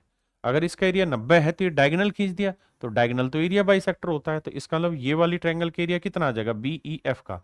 तो सर ये पूरी पैरेललोग्राम का आधा आ जाएगा, तो ये 45 आएगा।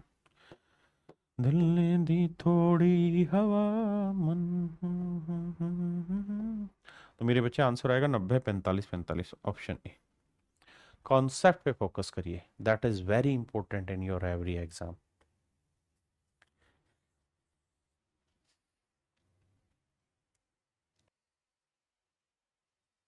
देखिए मेरे बच्चे सवाल में ये कह रहा है कि भैया दो पैरेललोग्राम है, P Q R S, P Q R S. तो ध्यान देना इस वाली लाइन पे, ठीक है साहब। और अगला है ए बी सी ना, ए बी आर एस, इसमें भी मेरे बच्चे इसी लाइन पे ध्यान देना। आपने कहा बिल्कुल ठीक है। तो दोनों पैरेललोग्राम का पहली बात तो एरिया सेम होगा, है ना।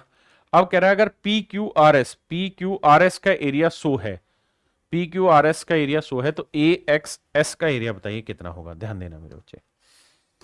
दिल ने दी थोड़ी हवा मन। अब मेरे प्यारे बच्चे एक बात आना, अगर पी क्यू आर एस का एरिया 100 है तो ए बी आर एस का एरिया भी 100 ही होगा। बिल्कुल होगा साहब। दिल ने दी थोड़ी हवा।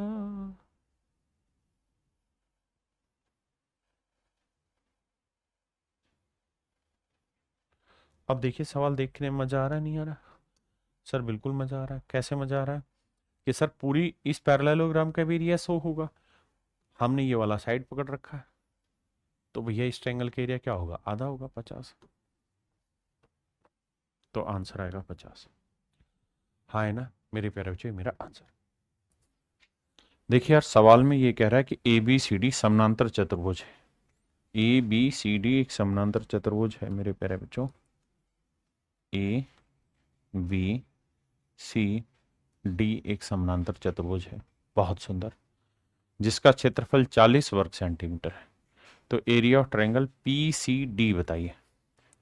तो पी सी एंड देन फिर डी। इस ट्रायंगल का एरिया बताना है मेरे प्यारे बच्चों, क्या होगा।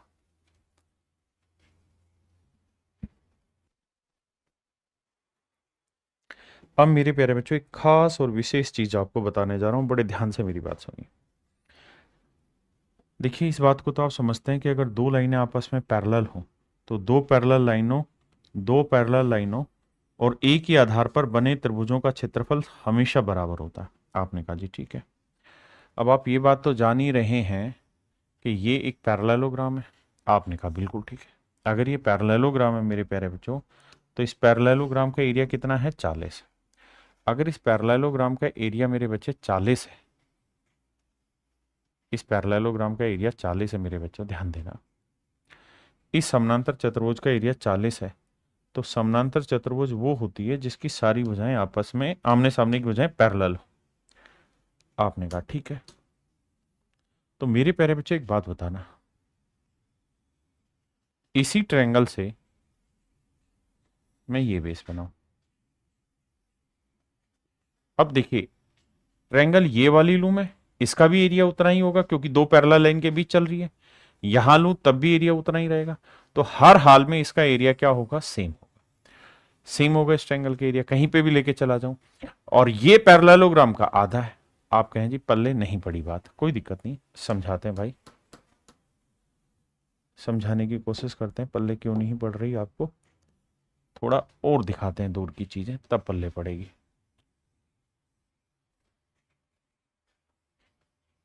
मैं ये कह रहा हूं भाई, ये बात तो तय है कि ये पैरेललोग्राम है। अगर मेरे प्यारे बच्चों ये पैरेललोग्राम है तो ये वाली लाइन और ये वाली लाइन पैरेलल होगी। और अगर मैं इसी लाइन को एक्सटेंड कर रहा हूं तो ये भी पैरेलल ही लाइन होगी इन दोनों के। आपने कहा ठीक है। अब मुझे एक चीज बताना मेरे प्यारे बच्चों, इसी बेस पे तो मैं ट्रायंगल बना रहा हूं ये वाली। आपने कहा ठीक है। तो इस ट्रायंगल के एरिया क्या होगा सर, पूरी पैरेललोग्राम का आधा। और इसी बेस से मैं ट्रायंगल यहां बनाऊं तो भी पैरेललोग्राम का आधा, यहां बनाऊं तब भी आधा, यहां बनाऊं तब भी आधा, और यहां बनाऊंगा तब भी मेरे प्यारे बच्चों आधा ही होगा। हाँ है ना, तब भी मेरे बच्चे क्या होगा, आधा होगा। तो इसका मतलब मेरे प्यारे बच्चों ये वाली जो ट्रायंगल बनी ना, डीपीसी या पीसीडी, इसका एरिया भी 40 का आधा ही होगा, एंड दैट इज 20 वर्ग सेंटीमीटर, 20 वर्ग सेंटीमीटर।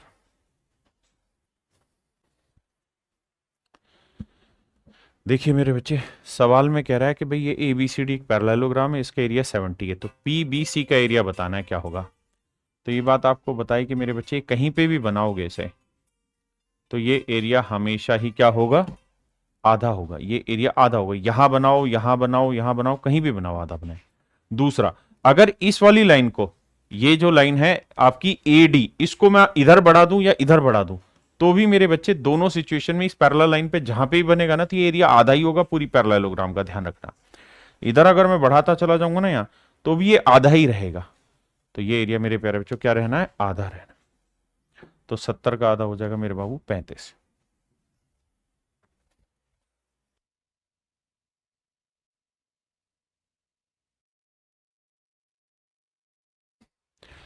देखिए मेरे भाई, एबीसीडी एक पैरेललोग्राम है and X is the mid point of AB. कहता है एबीसीडी पैरेललोग्राम है, एबी का मध्य बिंदु एक्स है। If quadrilateral, if area of quadrilateral A X C D is 24, A X C D कहता है A X C D quadrilateral है जिसका क्षेत्रफल है मेरे बच्चे 24 वर्ग centimetre. Then the area of triangle ABC, तो कहता है एबीसी का एरिया बताइए क्या होगा। मेरे प्यारे बच्चों एक बात बताना, थोड़ी देर के लिए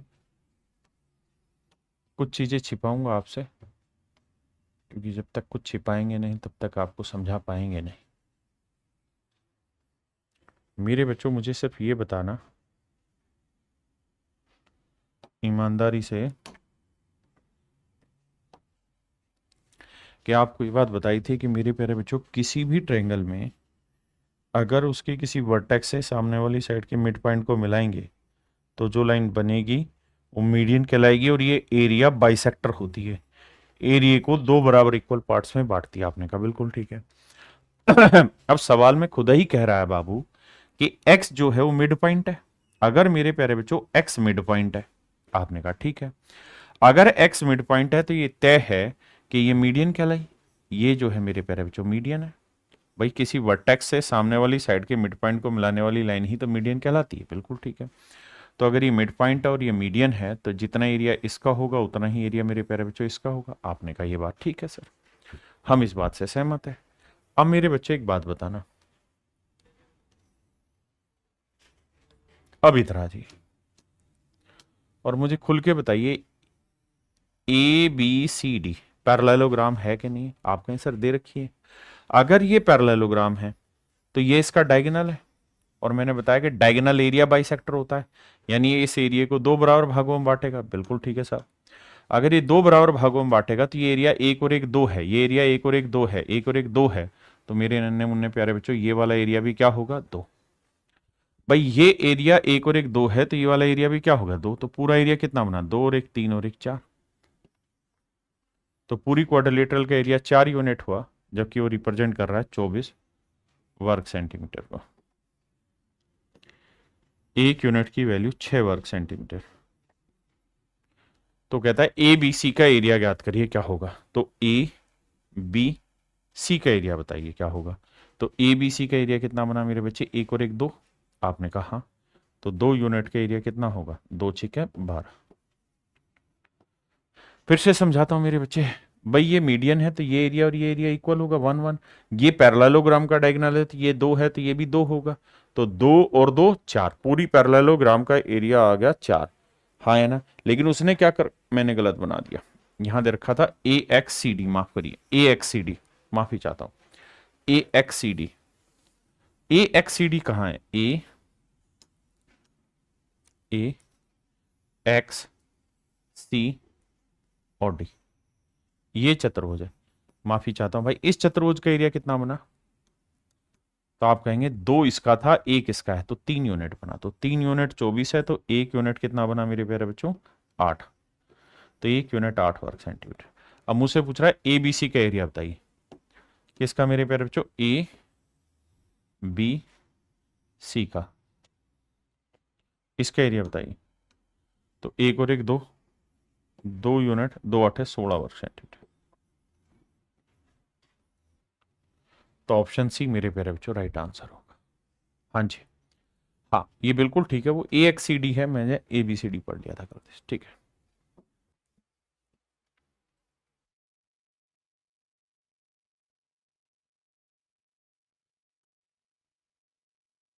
देखिए मेरे भाई, सवाल में कह रहा है कि P Q R S is a parallelogram with P Q side 8 centimetre. P Q की लेंथ है 8 centimetre and area of triangle P Q x is 32 centimetre square. देखो यार, ये तो तय है कि पूरी पैरेललोग्राम का एरिया जो भी होगा उसका आधा पी क्यू एक्स का होगा। तो पूरी पैरेललोग्राम का जो एरिया होगा, यानी area of triangle P Q R S, मतलब क्वाड्रिलेटरल, माफ करिए, P Q R S is 64 centimetre square, is 64 centimetre square. अब कह रहा था altitude of P Q R S with base P Q, तो कहता है बेस पी क्यू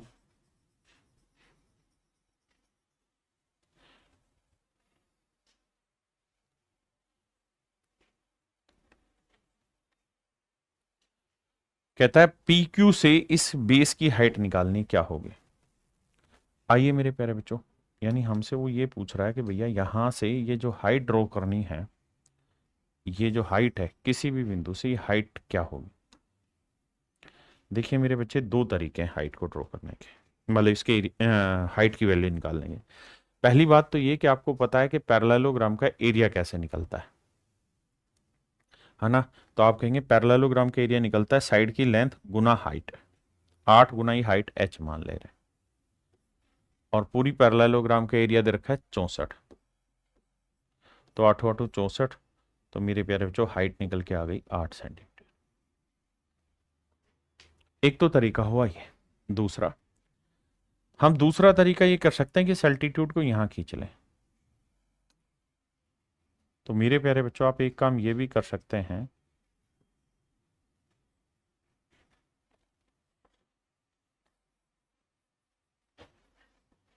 कि इस वाली ट्रायंगल का एरिया निकाल सकते हैं ऐसे।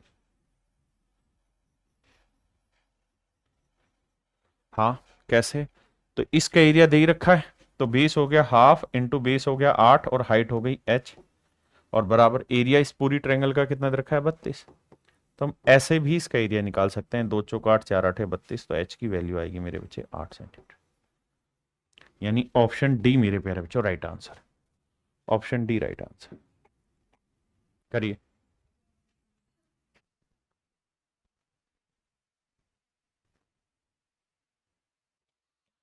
देखिए मेरे बच्चे एक बात बताइए, मैं आपसे एक बात जानना चाह रहा हूं, मैं आपसे एक बात जानना चाह रहा हूं।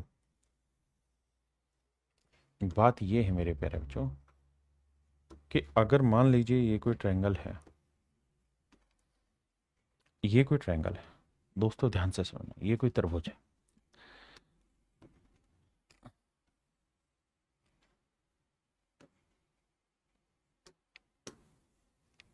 जैसी ये फिगर है ना, मैं बेसिकली वैसी फिगर बनाने की कोशिश कर रहा हूं। ये फिगर जैसी है ना, मैं ये फिगर बनाने की कोशिश कर रहा हूं और इससे मैं आपको समझाने की कोशिश करना चाह रहा हूं सवाल में, क्योंकि सारा सवाल इसी बात से समझ में आएगा, दूसरा तरीका नहीं है। ध्यान ये देना कि ये ए है, ये बी है, और ये मेरे प्यारे बच्चों ई है, ठीक है। और एफ सी जो थी वो इसके पैरेलल लाइन थी, एफ सी जो थी वो पैरेलल लाइन थी, ये वाली लाइन है एफ सी। मैंने क्या करा है, यही लाइन उठा के यहाँ टेक दी एफ सी, ठीक है जी, ये लाइन है एफ सी। सवाल ने कहा है कि बी सी और सी ई बराबर है, जितनी लेंथ बी सी की है उतनी ही लेंथ सी ई की। अब देखिए पिक्चर क्लियर हो गई, आप कहेंगे हाँ। मेरे प्यारे बच्चों पिक्चर क्लियर करने के पीछे का उद्देश्य ये है कि इस बात को समझा जाए कि भाई ये दोनों लाइनें पैरेलल हैं ही। क्यों पैरेलल हैं साहब? क्योंकि ये पैरेललोग्राम की साइड है, ये वाली और ये वाली, बिल्कुल ठीक है। और अगर ये दोनों लाइनें पैरेलल हैं, ये वाली लाइन और ये वाली लाइन पैरेलल है, और ये दोनों साइडें बराबर हैं, तो इसका मतलब ये मिड पॉइंट है। तो मेरे प्यारे बच्चों अगर एक लाइन के पैरेलल हम दूसरी लाइन खींचेंगे तो जो रेशियो इस साइड का इस साइड से होगा वही रेशियो इसका इससे होगा। अगर ये इक्वल है 1:1 तो ये भी इक्वल होंगे, और ये इक्वल हुए तो इसका मतलब ये मिड पॉइंट हुआ। आपने कहा ठीक है, यानी मेरे बच्चे मैं कहना ये चाह रहा हूं एफ जो है ना वो ए ई का मिड पॉइंट है, एफ जो है वो ए ई का मिड पॉइंट है। पहले इतनी बात समझिए फिर आगे आते हैं। एफ ए ई का मिड पॉइंट है।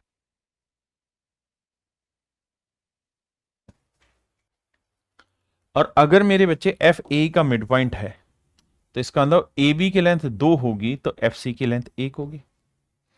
यानी कहने का मतलब अगर ए बी की लेंथ 2 होगी तो एफ सी की लेंथ 1 होगी। आप कहेंगे बिल्कुल ठीक है। और आप इस बात से भी वाकिफ होंगे कि ये पैरेललोग्राम है, तो जो लेंथ आपकी ए बी की बनेगी, जो लेंथ मेरे प्यारे बच्चों ए बी की होगी वही लेंथ तो डी सी की होगी। हाँ जी, तो ये लेंथ 1 है तो ये पूरी 2 है, तो ये भी क्या आएगी 1। तो ये लेंथ भी मेरे प्यारे बच्चों कितनी आएगी 1। तो ये लेंथ भी मेरे प्यारे बच्चों 1 आएगी। आपने कहा ठीक है। अब मेरे बच्चे आप तो समझदार हैं, और अगर आप समझदार हैं तो मेरी बात को ध्यान से रीड करिएगा जो मैं समझाना चाह रहा हूं।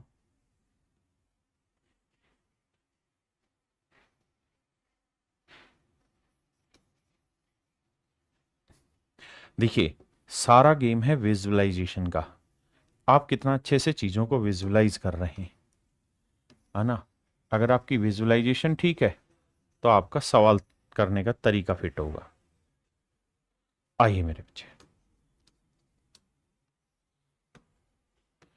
अब एक बात तो आप समझेंगे, और वो ये कि सर इस वाले वर्टेक्स से सामने वाली साइड के मिड पॉइंट को मैंने मिला दिया, क्योंकि एफ मिड पॉइंट मैंने प्रूफ कर दिया।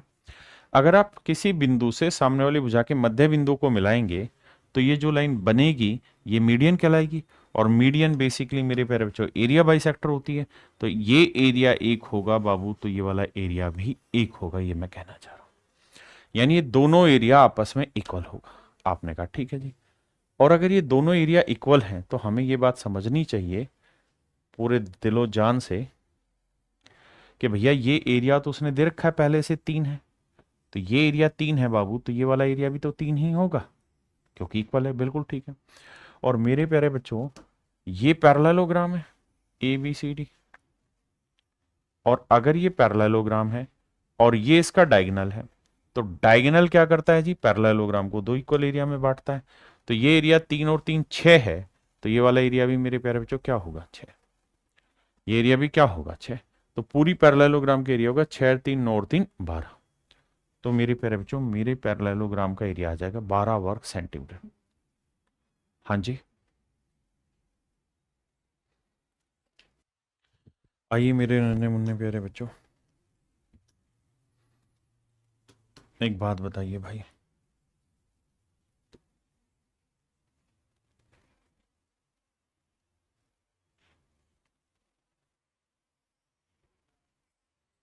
ये ट्रायंगल दिखाई दे रही है जी?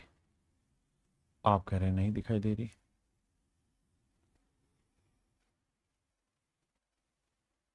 अब दिखाई दी भैया? हाँ सर अब दिखाई दे रही है ट्रायंगल। तो बेटे इस ट्रायंगल पे आ जाइए। ये था सी, ये था मेरे बच्चे पी, ये था बी, ये कोई पॉइंट है क्यू, ये कोई पॉइंट है क्यू, ये रेशियो है 1:3। आपने कहा ठीक है। अब मेरे बच्चे एक बात ये भी मुझे बतलाइए,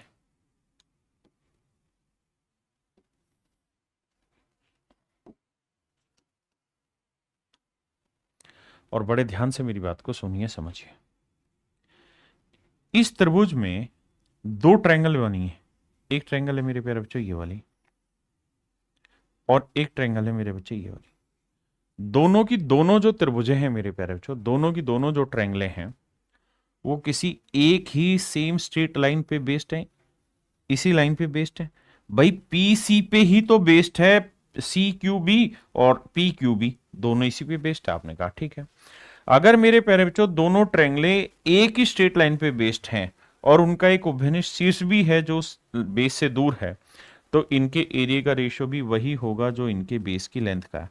तो अगर इनके बेस की लेंथ का रेशियो 1:3 है तो एरिया का रेशियो भी 1:3 होगा, मतलब ये एरिया 1 यूनिट होगा तो ये एरिया 3 यूनिट होगा। जबकि सवाल ने हमें दे रखा है क्या कि भैया बी पी क्यू का एरिया 10 है, बी पी क्यू का एरिया 10 है, तो ये एरिया 10 होगा मेरे प्यारे बच्चों, तो ये एरिया होगा 30। पहले इतनी बात समझिए फिर लड़ाई आगे लड़ाई। देखिए छोटे छोटे सारे ही कॉन्सेप्ट अप्लाई होंगे, पहले इतनी बात समझिए फिर आगे बढ़ते हैं। अगर आप इतनी बात से वाकिफ हैं और आप ये बात समझ गए जो मैं समझाना चाह रहा हूं,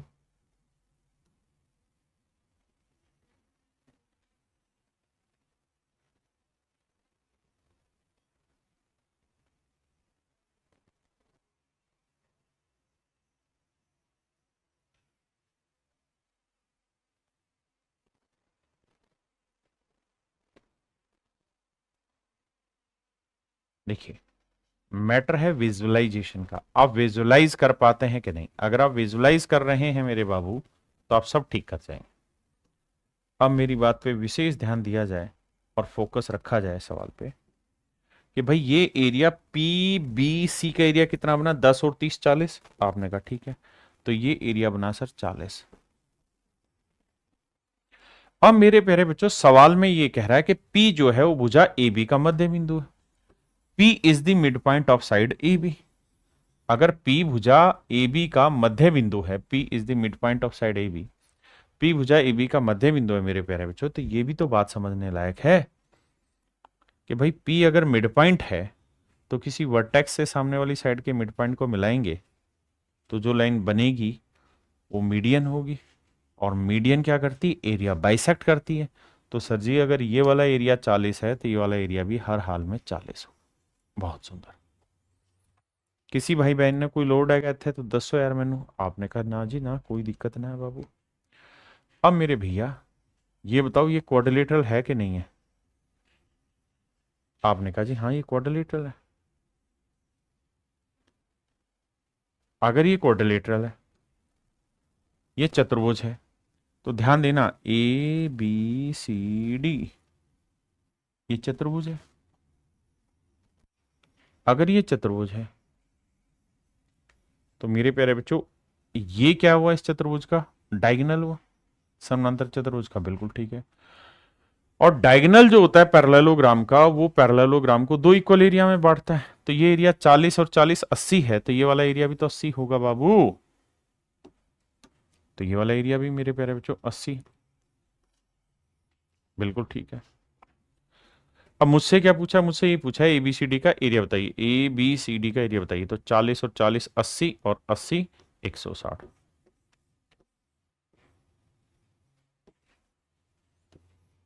तो मेरे प्यारे बच्चों ऑप्शन सी मेरा एब्सोल्युटली करेक्ट है।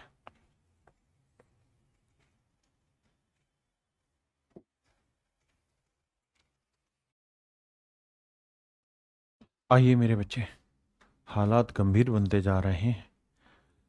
अजीत यादव भाई, हालात गंभीर नहीं है, सोचने की कोशिश करो, धीरे धीरे शुरुआत में सबको मुश्किलें होती हैं।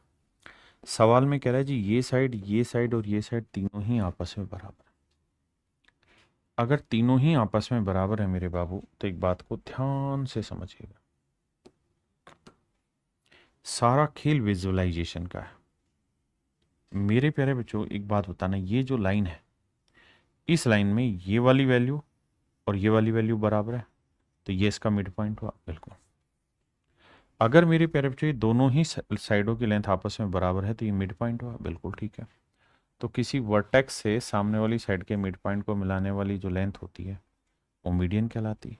हाँ जी, सामने वाली साइड के मिड पॉइंट को मिलाने वाली लेंथ क्या कहलाती है? मीडियन कहलाती है। और अगर ये मीडियन है तो ये ट्रायंगल को दो इक्वल एरिया में बांटेगी, ये एरिया एक होगा तो ये एरिया भी एक होगा, बिल्कुल ठीक है भाई। ये एरिया एक हुआ तो ये वाला एरिया भी तो एक हुआ। हाँ जी। दूसरा, अगर मोटी मोटी बात करोगे, ध्यान दोगे, तो इस वाली ट्रायंगल में आ जाइए। आप कहेंगे बिल्कुल, तो सर इस वाली ट्रायंगल में ये वाली साइड और ये वाली साइड इक्वल है, तो ये मिड पॉइंट हुआ, और ये मिड पॉइंट हुआ तो ये मीडियन हुई, मीडियन हुई तो ये इक्वल एरिया में बांटेगा, बिल्कुल ठीक है। आप कहेंगे ये बात बिल्कुल सही है सर, जितना एरिया इसका होगा उतना एरिया इसका होगा। अब मेरे प्यारे बच्चे एक बात बताना, और खुल के मुझे मेरी बात समझाना, उसके बाद की चर्चाएं बाद में करूंगा आपसे।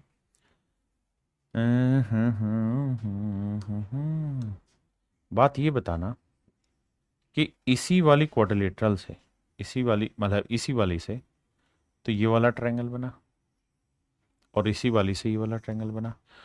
एक ही बेस और दो पैरेलल लाइन के बीच में जो भी त्रिभुज बनते हैं उनके क्षेत्रफल बराबर आते हैं, हाँ है ना? यहां आ भी बराबर रहे, पहले इतना सोचो।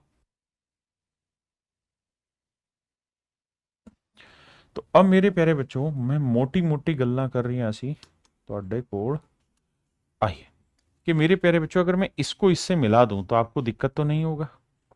आप कहेंगे बिल्कुल नहीं होगा सर दिक्कत। क्यों दिक्कत होगा भाई? एक बात बताइए और ईमानदारी से समझाइए, ध्यान से देखोगे तो ये वाली जो लाइन है इसको तीन बराबर हिस्सों में बांटा गया है। ये तो सवाल ही कह रहा है कि भाई इस वाली ट्रायंगल में ये तीन बराबर हिस्सों में बटा, यानी ये लेंथ एक है, ये लेंथ एक है और ये वाली लेंथ एक है।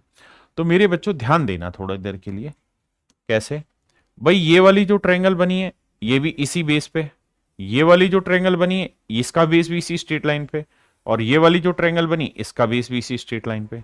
तीनों ही त्रिभुजों का जो बेस है वो एक ही स्ट्रेट लाइन पे लाई कर रहा है, बीसी पे, और तीनों के बेस की लेंथ 1:1:1 है। तो इसका मतलब तीनों के एरिया का रेशियो भी 1:1:1 होगा। आपने कहा ठीक है, तो इसका मतलब मेरे प्यारे बच्चों ये वाला एरिया भी 1 होगा।